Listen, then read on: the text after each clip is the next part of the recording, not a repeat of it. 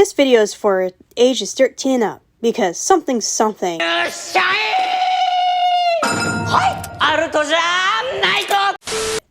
Hello, this is Vibespires again with another video today on my thoughts on Kamen Rider Zero-1. It is a short one, but I kind of do want to get my thoughts out there. As always, spoilers for these shows throughout the video, and I know that Toei likes to cap on any footage and audio, so I would just use manuals like magazines, toys, and video games, and stills from the show to avoid claims, but you know, they always want that piece of that ham sandwich anyways. So, I got my Ko-Fi set up, so if you want to support the show, it's there. You can go right ahead if you like. And on to the show. To give some context, Zero-1 is the series that really brought me into the Kamen Rider franchise. So I had watched Kamen Rider Double and parts of G.O. and Build. Zero-1 has a place in my heart, and it always have. As with the rise of AI technology and probably going to take us one day as our overlords, I really do enjoy this world of Kamen Rider. If we are in context leading from G.O., it would have been Sugo's most powerful ability to dream timelines. Even though Sugo prevented his own future of becoming a demon king Oma-Gyo, we know in the transition of his new form reflects his will as a keeper of time and the multiverse. That is some comic levels of power Sugo has, but also he can trigger his own flashpoints by dreaming or seeing bad timelines as a bad dream. It is considered that he dreamed the future timeline of Zero-1 and it came true. Zero-1 of course has high and low points of the show.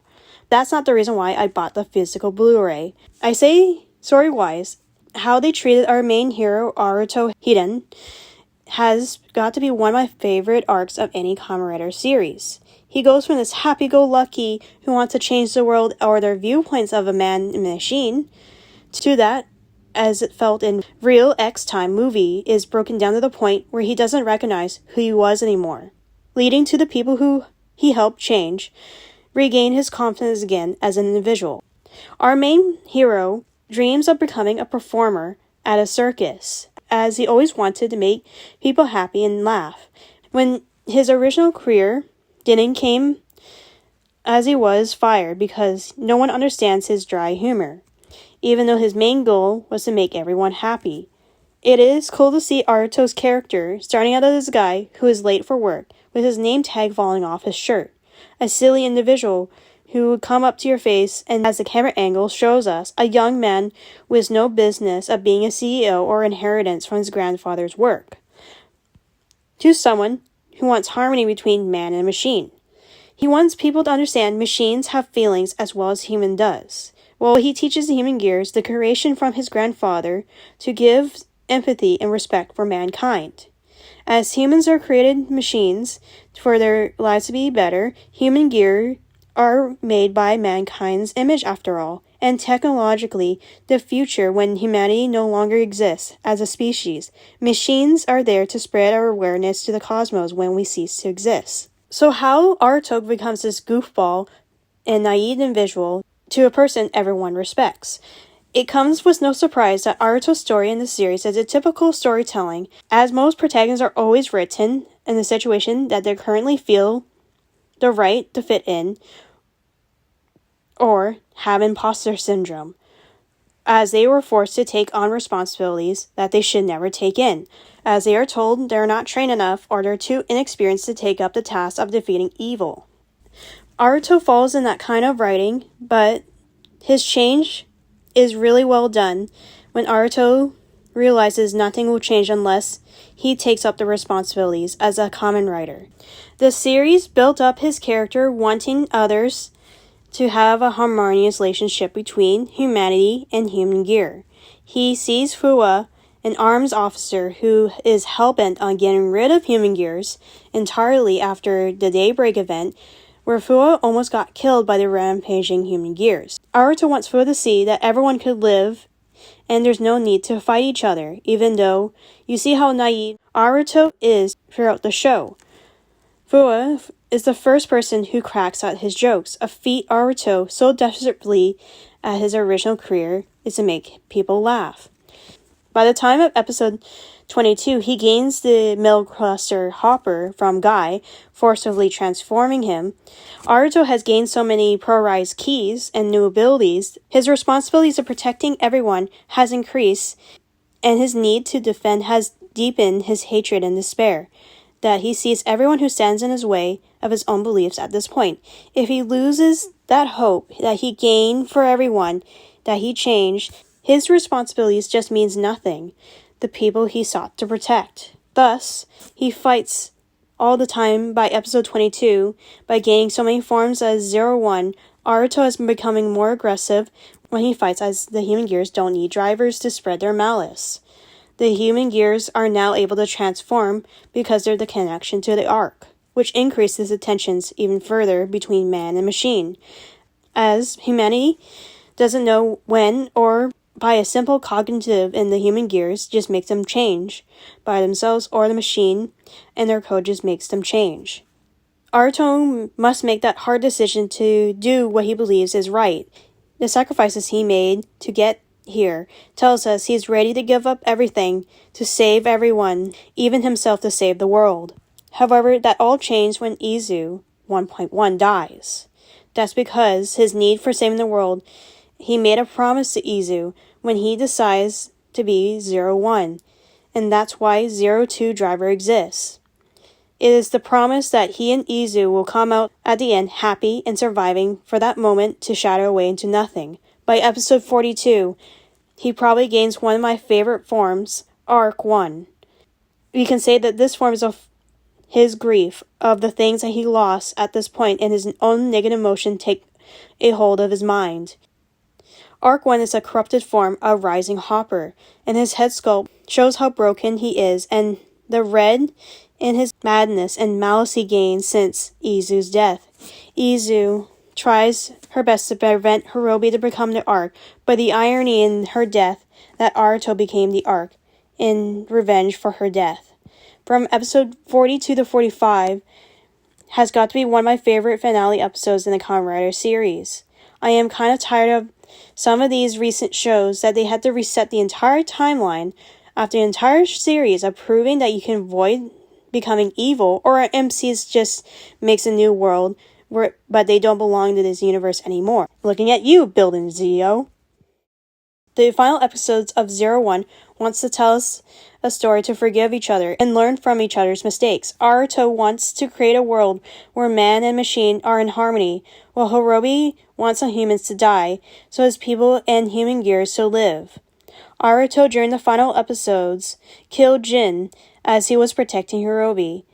Jin did this because Hirobi was afraid for the first time that he will die, a human emotion that Jin recently felt for the first time, however, also learning of losing someone who is important to him. While Hirobi and Jin share a father and son, Hirobi didn't meant to kill Izu that day, but Aruto sees he is his foil. Aruto realizes he is no different than Hirobi and what he believes in. Hirobi believes in a world where humanity doesn't exist, and thus he thoroughly believes life will be better without them, but forgets his feelings and emotions that gave him his beliefs were human, and it's why he feels conflicted of his own existence. He wants to get rid of his humanity, but he reflects back that his hatred from humans came from them. It's pretty much Hirobi cries out in pain to Aruto that he prefers to feel nothing, or prefers to not exist to justify his pain. Hirobi does not want this life, yet humanity pulls him back to his malice, and remembers what he must do, and finish the job. That Hirobi believes that there is nowhere but destruction. Aruto now, from his memories, and purposely freed himself from Arc 1, as he understands losing someone you care about, even though it hurts. Aruto finally, while holding a piece of Izu, gives him the strength to forgive Hirobi and the damage he has done to his life to this point, as he calls out to Hirobi that there's still hope to cling on to. The people who died in this conflict shouldn't be dying for nothing. No matter what happens in this world, if it falls into destruction again, they are Kamen Riders. If they are still around saving the world, that should be enough for humans and human gear to live in harmony.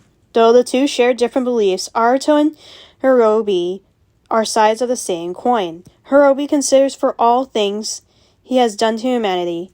He quietly forgives himself as he knows Aruto is right, and things sort of end well for everyone. Jin had backup memories, and Hiden and Intelligence were able to rebuild him back, while Izu 2.0 is now born. Though not perfect, she has no memories because she didn't live a backup, has at the risk of leaking data to the world. Aruto is just happy to see her back, and one day she can laugh at her jokes, as they used to in the beginning of the series. Though Izu 1.2 does get Izu 1.1's memories later on in Real X time, just because satellite backup or Deus Ex Machina or something like that, it didn't really destroy the story of the build-up Aruto's development, but it is a lot better development than Philip's return in Kamen Rider Double.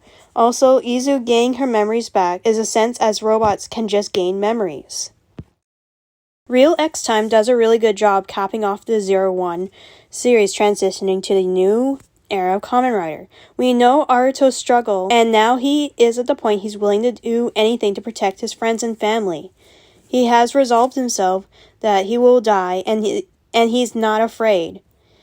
But he also asks for forgiveness if he does die. Him becoming Hell Rising Hopper for a moment shows that he was willing to do anything to save everyone.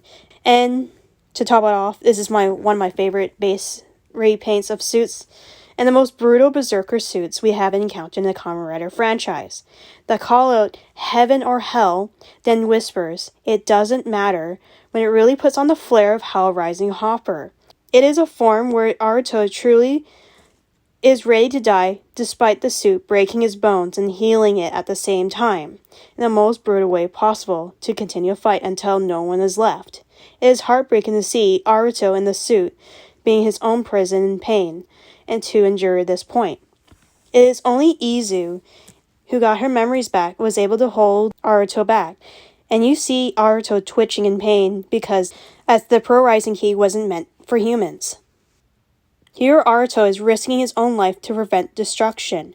Izu was the only person who helped him deactivate the key and release him from his prison.